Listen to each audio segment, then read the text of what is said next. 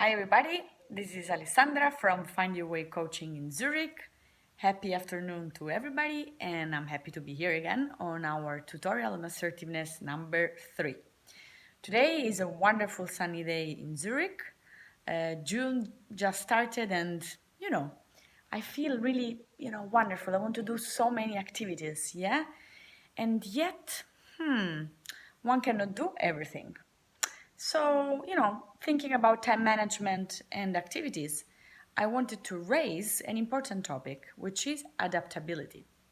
I was thinking yesterday, wow, adaptability and flexibility is quite a great thing to have, right? However, what is adaptability without boundaries? I make you an example. So, for example, if I'm very flexible and adaptable to situations, that's great because I can also integrate to new situations quite faster than anyone else.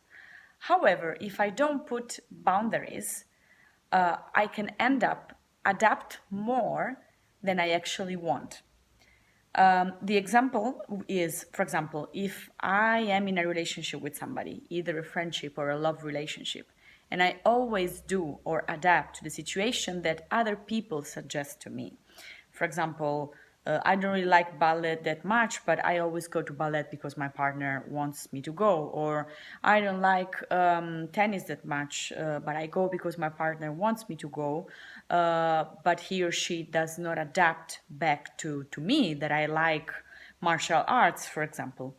And also friends, if there is always one person organizing and the other one never does it and is expecting the other person to always be there organizing, or if I see a friend and I'm always the one complaining and talking about things and I never listen, am I expecting that the other person adapts to this? Really?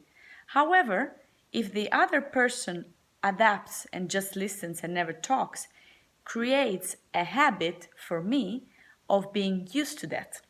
So adaptability without boundaries and priorities on what we want to get as a container can be very tricky, yes? So I would like you to do, as always, a very simple exercise to test your level of adaptability and flexibility. Take the usual pen and paper and write down 5 things that in your life are a non-negotiable, yeah? Such as, for me, a non-negotiable is health. Yes, I don't want to do anything that creates a health problem for me. I want to sleep enough hours during the night to have a productive day. I want to feel good. I don't want to feel tired all the time, even though I work a lot. So each one of us has a non-negotiable, yeah, which is part of our times and priorities, yeah?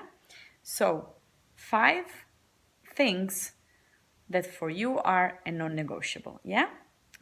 And in your relationship, you can also then, on the second part of the page, you can write down one of your relationships that for you